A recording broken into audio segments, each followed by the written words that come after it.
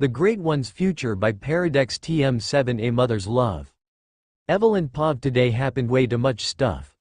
The true dragon has a mother. This mother is a packing beauty and you could say the master of the demon lords living in a black castle I've never seen. And also I know now that these two maids are named primordial demons. This being is a threat to all living humans and I did treason to the king of the armed western nations. By now I could be the most searched human in the history.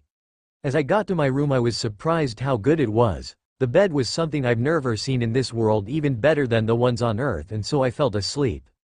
At the next morning I tried something I better not have done. I activated my magic eye that allows me to see trough walls and looked to the being called Rimuru only to see her drinking tea on the balcony.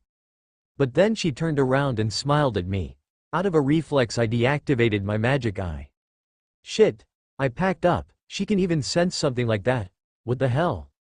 Well, I thought I would visit hell as someone knocked on my door and I could hear Minami's voice. The queen wants to see you. She paused for a second and then said, now.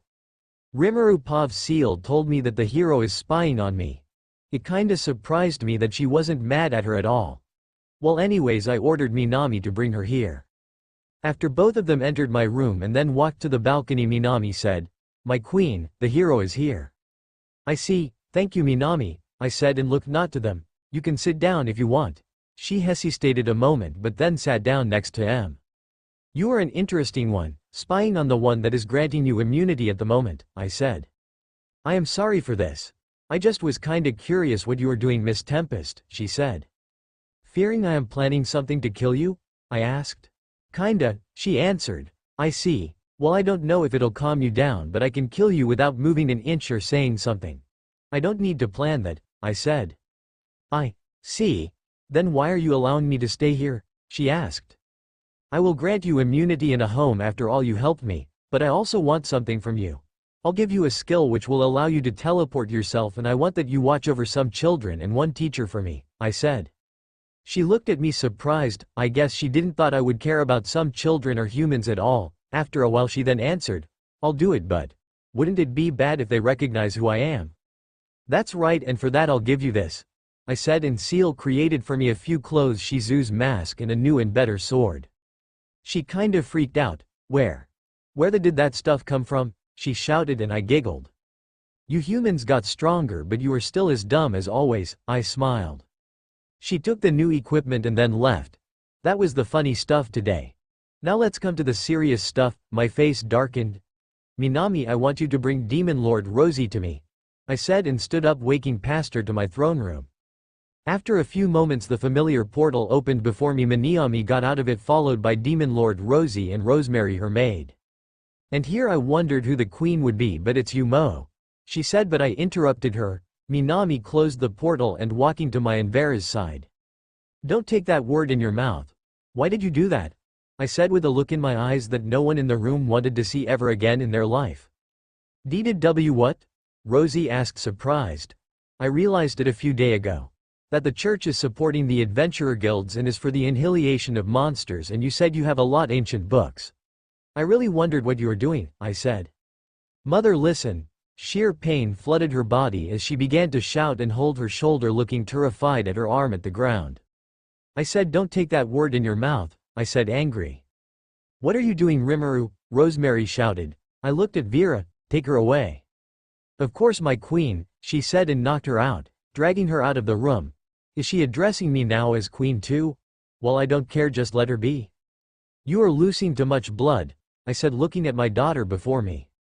Seeing so much of her blood and her maid which got dragged through it, I could see that she finally regained the control of her body, but with that the problem is not over. I wonder why her pain manipulated not works. Maybe because I am the one giving her this wound? I thought, looking at her face. After I am close enough to her I looked into her eyes and mumbled, please forgive me. In the next second I killed her on the spot. Rosie Pov, I could hear my mom say, please forgive me. The next moment everything was black. I felt nothing. Not even the pain I felt a few moments ago. Did I die?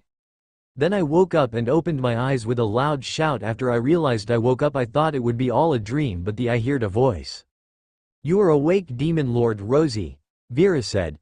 I looked at her. I realized that my mom was sitting on a wooden chair with her head on my bed, sleeping next to me. Who are you? What happened? I am Vera, a humble servant of Rimuru-sama, she said. And what happened? Vera paused after I dragged out the unconscious maid and brought her to a guest room. According to my queen's order, I walked back to the throne room.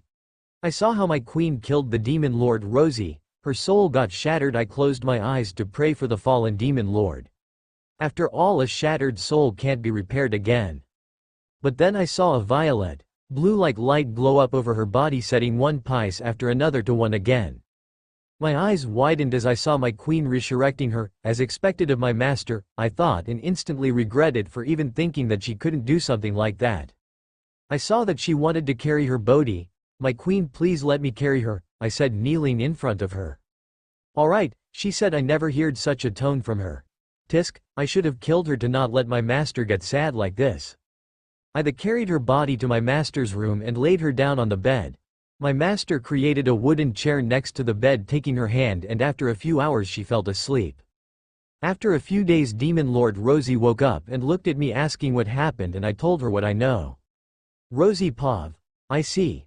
So my soul got manipulated? She needed to shatter my soul? I looked at my mom, hating myself that I got controlled, not noticing at all, and all of the people alive. It must be my mother to free me like that. She always seems so peaceful, I mumbled. Your mother is the strongest being that exists in the whole multiverse, even as that she has feelings that Minari and I swore to protect, Vera said. I see. I answered and patted my mom's head. Wait, is Rosemary alright? Yes. Well, she really did a ruckus after waking up, but after we explained it to her, she returned to the church to handle everything in your absence, the demon said. After a while, my mother opened her eyes. You're awake again, my daughter? She asked and surprised me. Yes, Mom. Thank you for saving me. I began to cry after saying these words. Vera bowed and left the room.